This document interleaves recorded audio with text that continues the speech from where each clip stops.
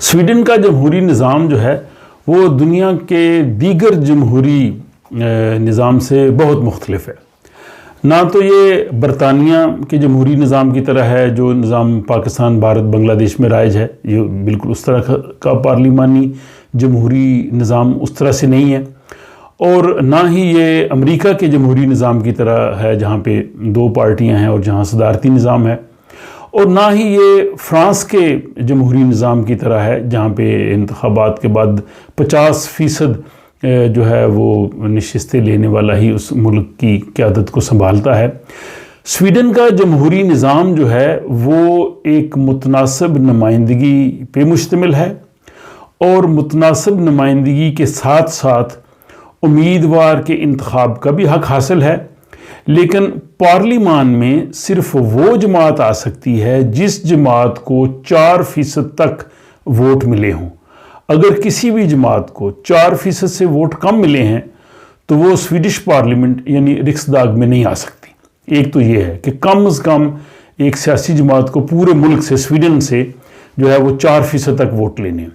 دوسرا یہ ہے کہ اس متناسب نمائندگی کے نظام کی وجہ سے اس جماعت کو جو ووٹ ملتے ہیں وہ پورے ملک کے ووٹوں کو کیلکولیشن کرنے کے بعد جتنی نشستیں اس کی بنتی ہیں اس حساب سے اس کی نشستیں جو ہے وہ پارلیمان میں آتی ہیں. تیسرا یہ ہے کہ متناسب نمائندگی کے نظام میں لوگ اگرچہ اپنی جماعت کو ووٹ دیتے ہیں، جس جماعت کو وہ پسند کرتے ہیں، لیکن جماعت کے اندر بھی آپ ایک امیدواروں کی فہرست ہوتی ہے اور اس میں آپ اپنے امیدوار کا انتخاب بھی کر سکتے ہیں. یعنی ہر پارٹی جو ہے وہ قومی اسمبلی یعنی رکسداگ نیشنل اسمبلی کا حلقہ ہو یا ریجنل اسمبلی جو ہے اس کا حلقہ ہو جس کو لانسٹنگ کہتے ہیں، یا کمیون کا ہو جو بلدیہ ہے، لوکل کونسل ہے، تو اس کے لیے ہر جماعت جو ہوتی ہے وہ اپنے امیدواروں کی فہرست جو ہے وہ جاری کرتی ہے 10، 15، 20، اور اس کے بعد انہیں جتنے ووٹ ملتے ہیں ان کے جو پہلے امیدوار ہوتے ہیں وہ سلیکٹ ہو جاتے ہیں جتنی ان کو تعداد ملی ہوتی ہے. لیکن اگر ان امیدواروں کی فہرست میں کوئی ایسا امیدوار ہو جو بہت نیچے ہو، مثلا اگر ایک میونسپیلٹی میں ایک جماعت کو فار ایگزامپل 6 نشستیں ملنی ہیں، اور اگر اس میں سے کسی بھی امیدوار کے نام پہ لوگ ٹک نہیں کرتے تو پہلے 6 جو ہیں وہ بن جائیں گے.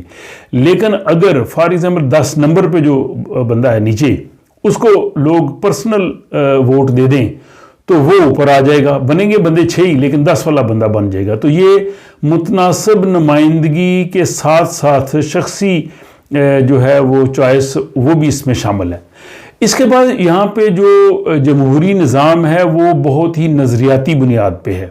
ہم دیکھتے ہیں کہ گزشتہ 3 انتخابات میں کسی بھی جماعت نے یہاں پہ اکثریت حاصل نہیں کی، اور بلکہ یہاں پہ 2 جو ہیں وہ یہاں پہ گروہ ہوتے ہیں پارلیمنٹ میں. ایک دائیں بازو کی جماعتیں ہیں جس میں ماڈریٹ پارٹی ہے، لبرل پارٹی بھی شامل ہوتی ہے، کرسچن ڈیموکریٹ ہے، بلکہ ماضی میں سینٹر پارٹی بھی رہی ہے. یہ 4 جماعتیں نہیں ہیں، انہوں نے اکٹھا الیکشن بھی لڑا ہے.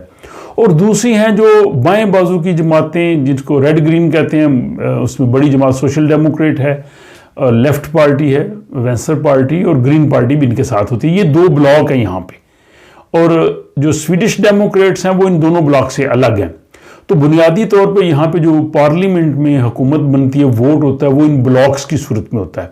لیکن اب آ کے ان بلاکس میں بھی تھوڑی بہت چینجز آئی ہے، جیسے سینٹر پارٹی نے حکومت کی جو ہے وہ تھوڑی حمایت کی ہے، اور جو دوسری جماعتیں ہیں وہ بھی کئی ایشوز پہ مختلف انہوں نے موقف اختیار کیا. لیکن اس کے باوجود بلاکس کی سیاست ہے.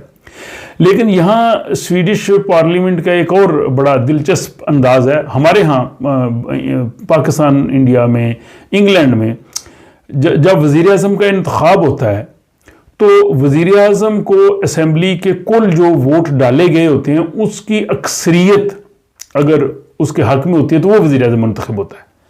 مثلا اگر ایک وزیر اعظم کے لیے ووٹ ڈالے گئے ہیں، اس کو 173 ووٹ ملے ہیں اور اس کی مخالفت میں 116 ووٹ آئے تو وہ وزیر اعظم بن جائے گا. لیکن اگر اس کو 116 ووٹ ملے اور مخالفت میں 173 آئیں تو وہ وزیر اعظم نہیں بن سکتا. یہ عموماً وہاں پہ جو جمہوری نظام ہے. سویڈن کا نظام اس سے بالکل مختلف ہے. وہ یہ ہے کہ ابھی 7 جولائی کو سویڈش وزیر اعظم اسٹیفن لووین کو اسپیکر نے کہا جی کہ آپ اعتماد کا ووٹ لیں۔ اب اعتماد کا ووٹ لینے کے لیے جب وہ قرارداد اسمبلی میں پیش کی گئی تو اس کے دو شرطیں تھیں وزیر اعظم کے بننے کی یا نہ بننے کی۔ ایک تھی کہ وزیر اعظم کو جو ایوان ٹوٹل جو 349 نشستیں ہیں سویڈش پارلیمنٹ کی، 175 اگر ووٹ اس کو مل جائیں تو وہ وزیر اعظم بن جائے گا، یا اگر 175 اس کے خلاف ہو جائیں تو تب بھی وزیر اعظم نہیں بنے گا۔ یہ ایک جو ہے وہ صورت ہے۔ اب جو 7 جولائی کو جو ہوا کہ وزیر اعظم کے خلاف 173 ووٹ آئے، یعنی 50% اس کے خلاف نہیں تھے، لیکن وزیر اعظم کے حق میں 116 ووٹ آئے اور 60 جو تھے انہوں نے رائے شماری میں حصہ نہیں لیا۔ اب پاکستانی جمہوری نظام ہوتا یا برطانوی جب پارلیمانی نظام ہوتا تو وزیر اعظم منتخب نہیں ہو سکتا تھا، کیونکہ 173 ووٹ اس کے خلاف ہیں، 116 ووٹ اس کے حق میں آئے ہیں۔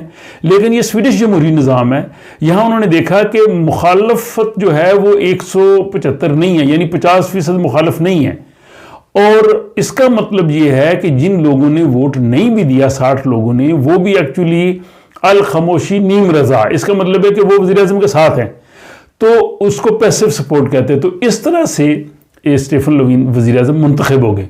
تو کہنے کا مطلب تھا کہ یہ ایک مختلف جمہوری نظام ہے، وہ اس طرح سے جمہوری نظام نہیں ہے جس طرح سے جو ہے وہ دنیا کے باقی ملکوں میں ہے۔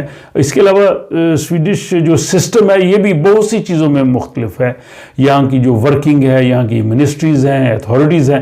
تو اس بارے میں آئندہ آنے والے دنوں میں کوشش کروں گا کہ اس طرح کی ویڈیوز بھی آپ کی خدمت میں پیش کروں، تاکہ یہاں کے نظام کو، سسٹم کو بہت سے لوگ جو ہے وہ سمجھ سکیں۔ تو مجھے اپنی رائے سے ضرور آگاہ کیجیے، اور اگر آپ کے خیال میں کوئی سوال ہو تو وہ بھی ضرور اس کمنٹس میں لکھیے، تاکہ اس حوالے کو بھی میں آئندہ آنے والی ویڈیوز میں شامل کر سکوں۔